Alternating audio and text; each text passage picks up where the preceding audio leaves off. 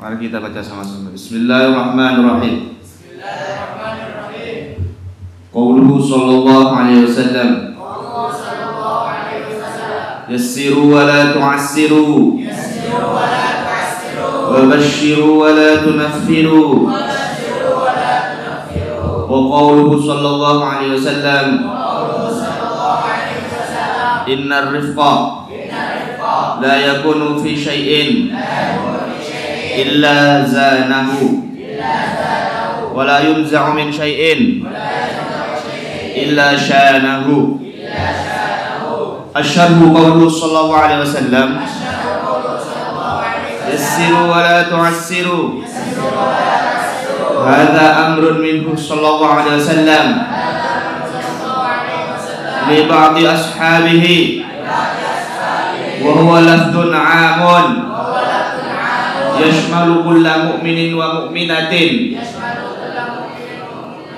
wa taysiru at-tashhir wa ta'siru at-tashdidu. Wa qad kana sallallahu alaihi wasallam yuhibbu surat al-a'la fa yusalli biha ar-rak'ataini qabla al-witri fil ula bil fatihati wal a'la wa yaqra'u fi tsaniyati bil fatihati wal kafirun wa ahyanan yusalli biha aktsar min marratin min ajli anna fiha bushra lahu. Wa hiya qawluhu ta'ala wa yuyassiruka al-yusra wa min thamma ma khuyyira baina amrayni illa ikhtara aysarahuma kama akhbarat Aisyah radhiyallahu anhuma. Baik, sabda Nabi Muhammad sallallahu alaihi wasallam, yassiru wa la tu'assiru. Permudahlah. Yassiru fi'il madinya adalah yassara yassiru wa la tu'assiru. Permudahlah dan jangan persulit, tu'assir. Wa basyiru wa la tunaffiru. Basyiru, berikanlah kabar gembira. Wa la tunaffiru, dan jangan membuat orang lari.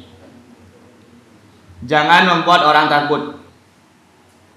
Dan sabda Nabi yang kedua, innar rifqa, sesungguhnya rifqi itu, sesungguhnya kelembutan itu. Rifqun artinya kelembutan, arif. Sesungguhnya kelembutan itu la yakunu fi syai'in, tidak terdapat dalam sesuatu illa zanahu, kecuali akan membuat dia indah. Kelembutan itu akan memberikan keindahan. Wala yunza'u min syai'in, dan tidak dicabut dari sesuatu illa syarahu, kecuali membuat atau menjadi buruk. Jadi zain artinya apa? Bagus, indah. Lawan kata dari zain adalah syain. Zain lawannya adalah syain. Biasanya diucapkan orang Arab zen. Zen artinya bagus atau mantap. Kuais zen. Lawannya dari zen adalah syain, pakai shin. Sabda Nabi Muhammad SAW ini lanjutan dari pembahasan di halaman sebelumnya, yaitu bahwa agama ini tidak ada yang namanya kesusahan, kesulitan. Semuanya dipermudah oleh Allah Subhanahu wa taala. Allah berfirman, "Wa ma ja'ala 'alaikum fid dini min harajin. Yuridullahu bikumul yusra wa la yuridu bikumul usra." Sabda Nabi Muhammad SAW, yassiru, permudahlah, wa la tu'assiru, dan jangan persulit. Ini biasanya sebenarnya ungkapan yang kami ucapkan ketika di kampus kalau sudah mau dekat-dekat ujian, apalagi sama dosen-dosen Mesir. Biasanya kita dari belakang jeletuk yassiru. Kalau sudah tahdidul ikhtibar, ngasih ikhtibar, kita udah ngasih Di belakang ngomong yassiru yassiru wala tu'assiru. Ini mengingatkan saya kepada hari-hari ketika saya di kuliah dulu ini. Ini pasti diungkapkan. Hada amrun minhu. Ini adalah perintah minhu sallallahu alaihi wasallam, dari Nabi Muhammad sallallahu alaihi wasallam. Li ba'dhi ashabi, untuk sebagian sahabatnya atau untuk sahabatnya sekalipun, yang disampaikan kepadanya wa huwa lafdun am. Hadis yang disampaikan oleh Nabi menggunakan lafaz am. Ya. Kaidah apa kaidah am? Yajibul amalu ma lam ya'ti bi khususihi. Wajib mengamalkan lafaz am, ya, selama tidak ada kekhususannya. Meskipun ini hanya ditujukan untuk sahabat, tapi fungsi dan tujuannya, ya, mencakup semua orang mukmin dan mukminah. Yashmaluh mencakup kulla mu'minin wa mu'minatin, semua orang mukmin laki-laki, wa mu'minatin, dan semua orang mukmin perempuan. Ya. Wa taisiru, yang dimaksud dengan taisir masdar dari yassara yuyassiru taisiran, ya, adalah at-tashil. Saya kemarin jelaskan bahwa bedanya antara at-taisir dan at-tashil adalah at-taisir itu mudah bagi diri kita dan mudah bagi orang lain. At-tashil atau sahlun mudah bagi diri kita tapi belum tentu mudah bagi orang lain. Itu bedanya at-taisir. Makanya Al-Quran itu lafadznya menggunakan yusrun. Walaqad yassarna dzikra, dan kami mudahkan Al-Quran itu. Fahal min mudzakir, apakah ada yang mau menghafal? Wa ta'sir, yang dimaksud dengan ta'sir, kesusahan, kesulitan, adalah at-tasydid. Maknanya sama. Maknanya adalah kesulitan, kesusahan, kesukaran, ya. Wa qad kana sallallahu alaihi wasallam, jadi ini hadis yassiru la tu'assiru, awal mulanya ditujukan wasiat dari Nabi Muhammad SAW, pesan dari Nabi untuk sahabat Mu'ad bin Jabal dan Abu Musa al-Asy'ari ketika diutus untuk berdakwah di negeri orang kafir waktu itu, di negeri Yaman.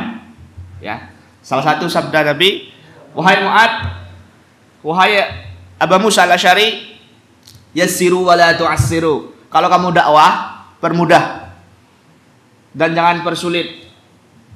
Basyiru wa la tunaffiru, kasih kabar gembira dan jangan membuat orang lain lari karenamu. Jadi orang lain, orang non muslim itu membaca kita.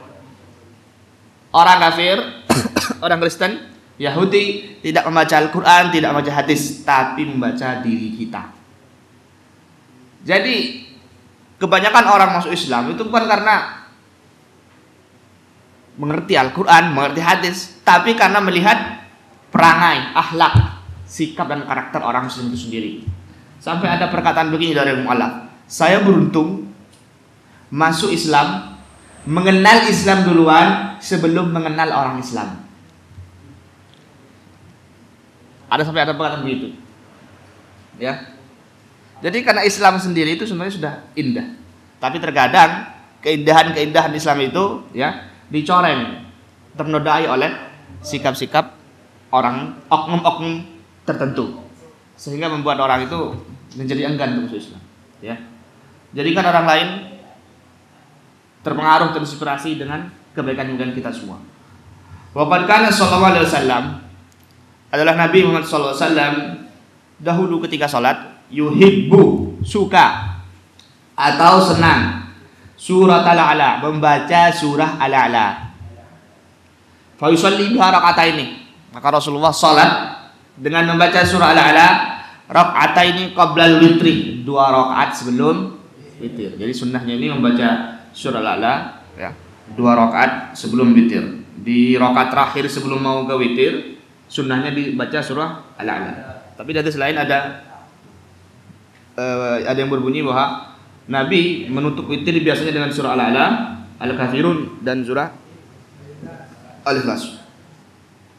Sepertinya ini ada opsi atau khiyar. Silakan mau dibaca duluan Atau baca diamalkan dua-duanya juga bisa. Di tahajud 2 rakaat sebelum witir baca surah Al-A'la, di witirnya baca surah Al-A'la. Semuanya was'un, ada keluasan di dalam.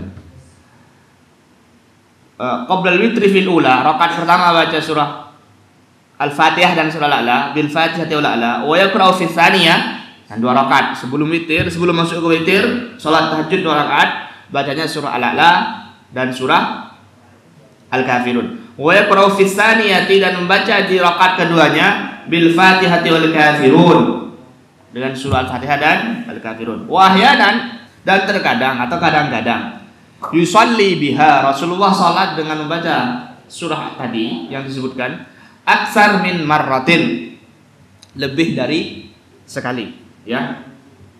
Maksudnya ketika selesai salat lagi baca surah yang sama, ya. Baca lagi, salat lagi, baca lagi, atau diulang-ulang juga bisa. Boleh mengulang-ulang surah di dalam salatnya. Min ajli anna fiha busyra, karena anna fiha, bahwa di dalam surah Al-A'la itu busyra, ada kabar gembira, lahu, untuk Nabi Muhammad SAW. Wahia, apa kabar gembiranya? Firman Allah SWT, wa nuyassiruka lil yusra, dan kami mudahkan bagimu wahai Muhammad lil yusra, ya, supaya kamu bisa menjadi dipenuhi dengan kemudahan. Jadi ini sunnah salat sendiri ketika menjadi imam. Sunnahnya harus apa? Ketika membaca Al-A'la, ya. Kaitannya dengan yassiru la tu'assiru ini, permudah dan jangan bersulit, ya. Permudah dan jangan bersulit adalah ketika kita diberikan kesempatan untuk menjadi imam, ya. Jangan panjang-panjang, tapi jangan pendek-pendek juga. Sedang-sedang saja. Khairukum awsatuha, sebaik-baik dari kalian adalah yang sedang-sedang saja, tidak berlebihan. Apa hadisnya? Kalau sholat itu harus sebenarnya bukan membaca surat-surat pendek, tapi melihat kondisi makmumnya. Kalau masuk ini semuanya anak muda, umur belasan tahun, nggak ada yang tua, nggak ada yang sakit, baca surah Al-Baqarah pun nggak apa-apa. Tapi lihat dulu di belakang, takutnya ada makmum dari luar, takutnya ada orang dari luar yang sudah tua sholat sama kita. Lihat, jadi imam di sini, kenapa makmum di situ? Supaya bisa melihat ada siapa di sana, ada yang luar. Maka ya, diringankan bacaannya. Idza shalla ahadukum fil nasi, kata Nabi, apabila kalian sholat mengimami orang, ya, fal yukhaffif, maka ringankan bacaan. Fa inna fiha al-maradah aw al-maridah, karena di antara jamaah itu yang jadi makmum ada yang sakit, ya, wad dha'ifa, ada yang lemah, yang sudah tua. Apa lagi? Wa idza shalla li nafsihi, dan apabila salat sendirian, falyutawwil, silakan perpanjang lama-lama. Nabi itu kalau salat sendirian baca surah Al-Baqarah, Ali Imran, An-Nisa dalam 1 rakaat. Rukuknya sama dengan berdiri, sujudnya juga pun sama. Itu kalau sendirian Nabi. Tapi kalau sudah bareng-bareng, Nabi melihat kondisi. Terkadang ketika ada Nabi sholat, mendengar teriakan tangisan anak kecil di belakang, Nabi langsung percepat sholatnya, ya. Nabi juga pernah menegur Ibnu Mas'ud ketika sholat, lama sekali sholatnya, sampai makmumnya itu pergi. Sholat di tengah-tengah jamaah begini, ya, karena saking kelamaannya pergi sendiri dia. Kenapa? Karena kambingnya belum makan. Kambingnya dia ingin, kambingnya belum makan, ini kelamaan, berangkat dia pergi dia. Datang ke Rasulullah, dia mengadukan ke Rasulullah. Kata Rasulullah manggil Ibnu Mas'ud, sini. Afattanun anta ya Ibnu Mas'ud. Kamu ingin jadi tukang fitnah kamu. Kalau kamu sholat berjamaah dengan orang lain, ringankan. Lihat makmumnya. Mungkin ada orang tua, ada orang sakit, ada wanita, ada orang lemah, ada anak-anak.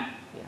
Jadi fungsi kenapa menghadap ke belakang, sawusufakum, itu bukan cuma untuk meluruskan sop, lihat sop, tapi lihat kondisi orang. Ada yang sakit kah? Ada musafir, ada tamu, atau ada siapa? Jadi itu tujuannya, ya. Wa min samma, sama makna samma ada. Kalian tahunya summa, di sini ada samma. Samma ada isim apa? Isim ismul la ada ismul isyarat. Wa min samma ini artinya isim isyaratnya wa min dzalika ya. Wa min dzalika. Ini isim isyarat. Samma wa min samma ma khuyir, ada hadis yang berbunyi ma khuyira baina amrayni. Tidaklah diberikan pilihan ya, naibul fa'il adalah nabi yang dilanggar. Tidaklah nabi ketika diberikan baina amrayni antara dua pilihan illa ikhtara isarahuma, kecuali nabi itu akan memilih yang paling mudah. Kama akhbar Aisyah radhiyallahu anha, sebagaimana yang dikabarkan oleh Aisyah radhiyallahu anha. Wa misalu ikhtiyari taisir, dan contoh memilih yang mudah-mudah, an ya'khudha bir rukhsah, mengambil ya rukhsah badlul azimah ya, daripada mengambil yang azimah. Ada rukhsah, ada azimah. Apa bedanya rukhsah dan azimah? Rukhsah itu artinya apa? Rukhsah artinya keringanan. Azimah sahih, keringanan lawan dari keberatan, maksudnya kewajiban. Jadi kalau saat kalian tidak dalam keadaan mukim, musafir, sakit, salatnya di qasar, berarti kalian mengambil rukhsah. Umpamanya kalian musafir di waktu bulan Ramadan, kalian tetap sholat duhur 4 rakaat, tetap berpuasa sampai maghrib, berarti kalian mengambil yang namanya azimah ya. Jadi rukhsah itu lawan dari azimah yang dilakukan ketika dalam perjalanan ataupun kondisi selain kalian sedang tidak berada keadaan mukim atau sehat, terus kalian mengambil ibadah yang lengkap, yang paket lengkap, meskipun kalian diberikan rukhsah, berarti kan mengambil azimah ya. Mana yang lebih afdal, mengambil rukhsah atau mengambil azimah? Nah, ini jadi khilaf di antara kalangan para ulama. Fayuksiru fi sholati idza safara, maka mengqasar salat ketika dalam perjalanan, mengqasar salat idza safar, apabila dalam perjalanan. Wa yuksiru fi siyam, dan memberikan keringanan dalam salat ketika dalam perjalanan, memberikan keringanan dalam berpuasa. Fayuftiru wa la yasum, dia diperbolehkan yuftir, berbuka, wa la yasum, dan tidak berpuasa.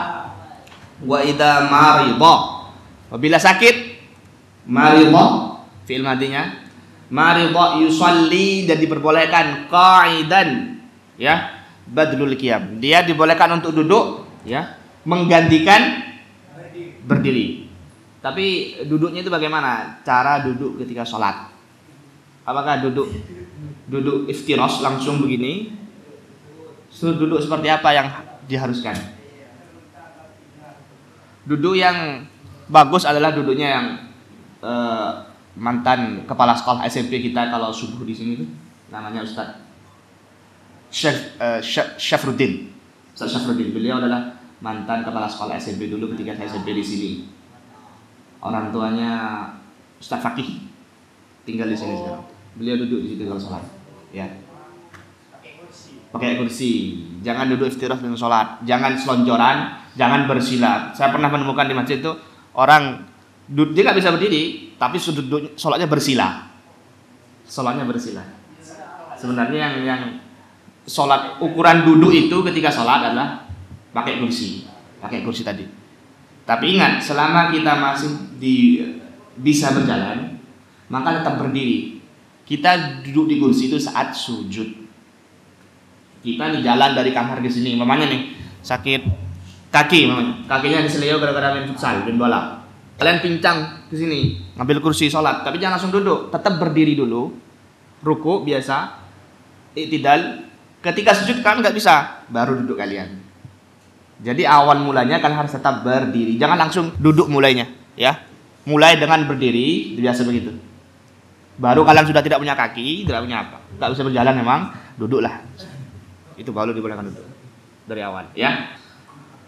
Termasuk kemudahan yang Rasulullah berikan kepada kita. Rasulullah juga memberikan kemudahan ketika memberikan fatwa. fatwa-fatwa yang Rasulullah berikan, hukum-hukum yang Rasulullah tetapkan, itu mudah bagi kita semua. Contohnya bagaimana? Datang orang Arab Badui ke Rasulullah, "Ya Rasulullah, halaktu." Wahai Rasulullah, celaka saya. "Wa ma halakaka?" Apa yang membuat kamu celaka? Orang Arab Badui. "Waqa'tu imraati fi Ramadan." Saya ini datangi, mohon maaf, berjima dengan istri di bulan puasa. Rasulullah bilang, "Neraka kamu, celaka kamu." Bagaimana? Enggak. Kata Rasulullah, "Bebaskan budak." Pelan-pelan Rasulullah itu menjelaskan pelan-pelan, "Bebaskan budak." Saya enggak punya ya Rasulullah.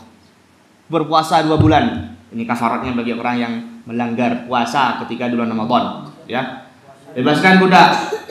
Enggak bisa, enggak punya uang. Puasa 2 bulan berturut-turut. "Ya Rasulullah, saya puasa sebulan saja. Gagal aku disuruh puasa 2 bulan, enggak bisa saya." "Taib, kasih makan 60 orang." "Rasulullah, saya orang miskin. Enggak punya apa-apa." "Baik, tunggu di sini," kata Rasulullah. Rasulullah enggak marah. "Rasulullah, kamu punya ini, kamu harus kerja dulu. Kamu kerja ngumpulin uang, kalau sudah punya uang, bebaskan budak. Kamu masih sehat, kamu harus puasa." Rasulullah enggak mengatakan begitu. Rasulullah itu memberikan taisir, memberikan kemudahan, ya, bagi orang yang kesusahan. Ini orang Arab Badui datang ke Rasulullah mengadu, saya begini Rasulullah, ya. Enggak mensulitkan sama sekali, enggak mempersulit. Akhirnya Rasulullah masuk ke kamar, ke rumahnya beliau, ngambil kurma, datang, "Ini, kasih makan orang miskin bagian ini." Kata si orang Arab Badui tadi, "Ya Rasulullah, ma afqar minni baina hadil jabalaini." Tidak ada yang lebih miskin daripada saya di antara 2 gunung Madinah ini, kan.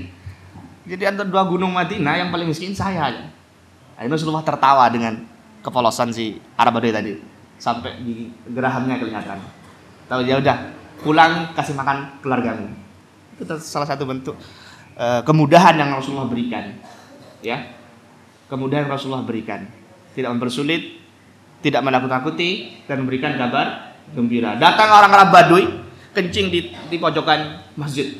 Para sahabat yang lain sudah mah, artinya celaka, umpatan, perkataan kasar. Ada yang mau mukul, ada yang mau nyeret, ada yang mau bunuh dan segala macam.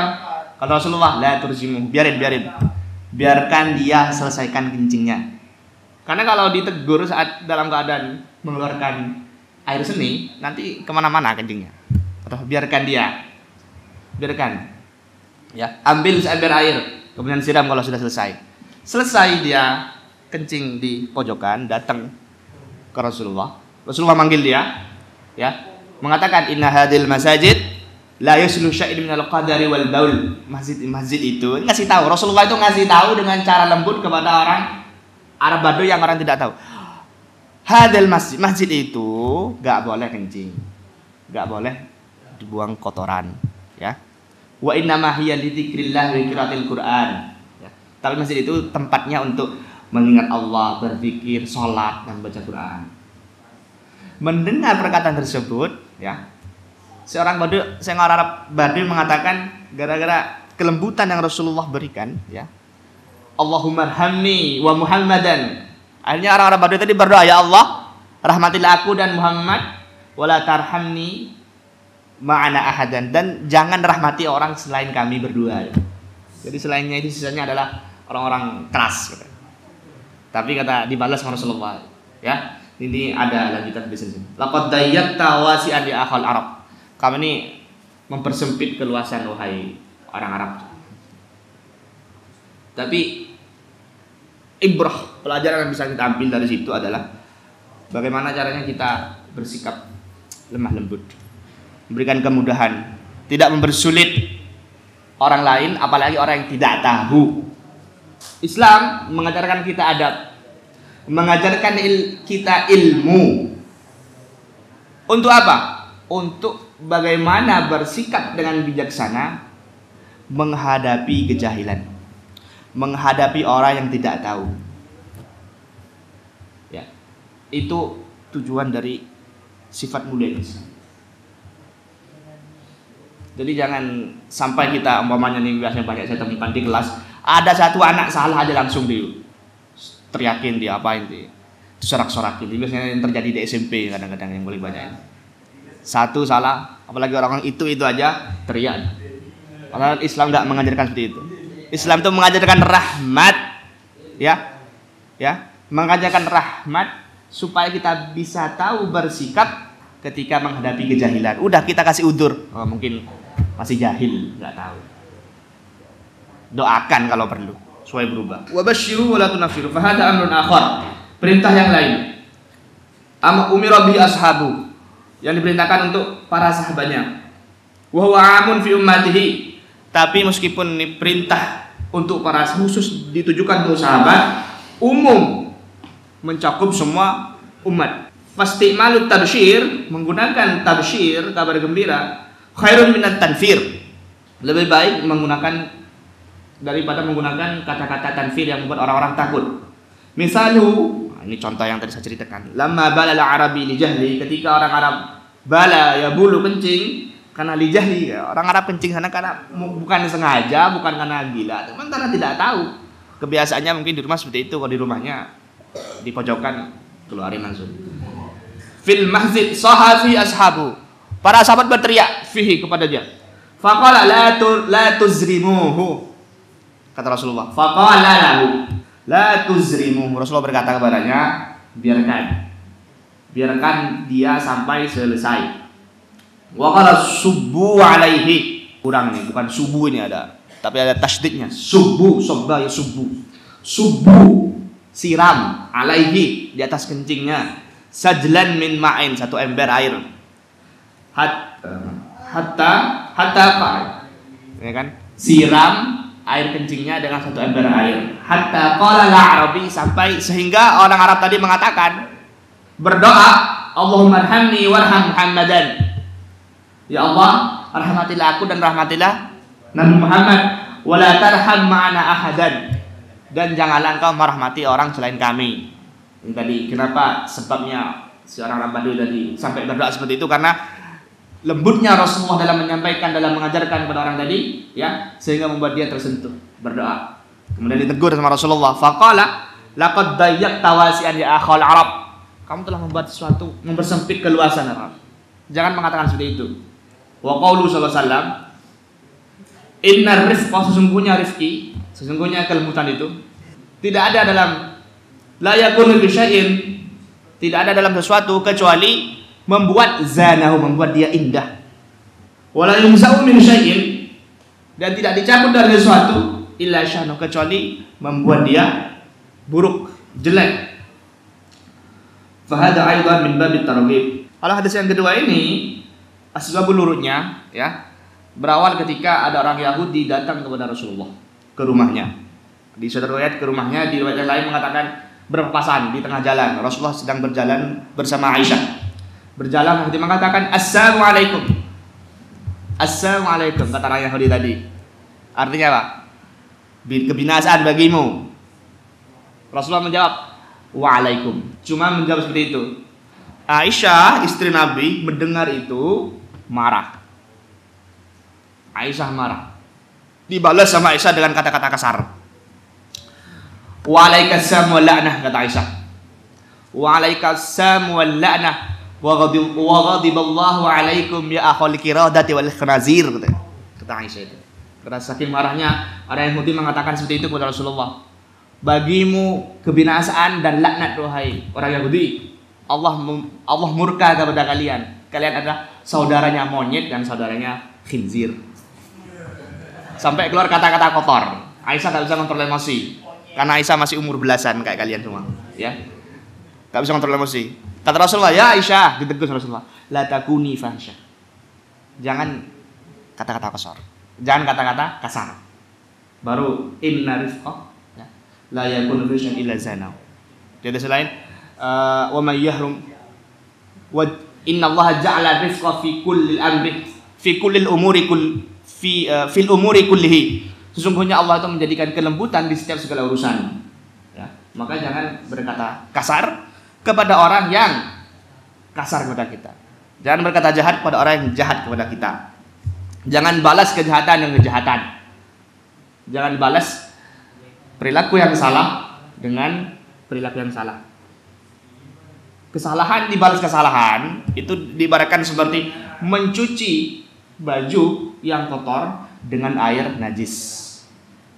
Tidak ada bersihnya sama sekali. Akan tetap kotor, ya. Fahada aidan min bab targhib. Dan ini juga merupakan dari bab targhib. Apa itu targhib? Menyenangkan. Fit taisiri wa tanfir, dalam memberikan kemudahan dan tidak membuat orang lari. Minat ta'siri, membuat orang lari dari kesusahan. Farrifku, rifki itu diddul unfi, lawannya adalah unfun. Apa itu unfun? Kalau rifki adalah kelembutan, unfun artinya kasaran. Wallahu yuhibbur rifqa, Allah itu mencintai rifki. Wallahu yuhibbur rifqa wa yubriul unfa. Allah itu mencintai rifki, mencintai kelembutan, ya, dan membenci kekerasan. Wa ma yuhibbullahu khairun, dan apa yang Allah cinta itu baik. Wa ma yukrihuhu syarrun kullu, ya, dan apa yang Allah benci itu pasti buruk semua, ya. Di selain disebutkan man yahrumur rifqa yahrumu kullal khair. Barang siapa yang dicabut kelembutan dalam dirinya, maka akan dicabut semua kebaikan, ya. Terakhir saya ingin mengutip perkataannya Ali bin Abi Thalib bahwa kelembutan itu bersemi di dalam hati dan berbuah di lisan, ya. Jadi orang kotor, orang kasar, orang lembut bisa kelihatan dari tutur katanya. Jadi ini tidak bisa cerminan dari hati kita, tidak bisa dibohongi, ya. Kelembutan, kebijaksanaan bersemi di dalam hati dan berbuah di lisan. Cukup ini saja yang saya sampaikan. Semoga bermanfaat. Subhanakallahumma wa bihamdika asyhadu an la ilaha illa anta astaghfiruka wa atubu ilaik.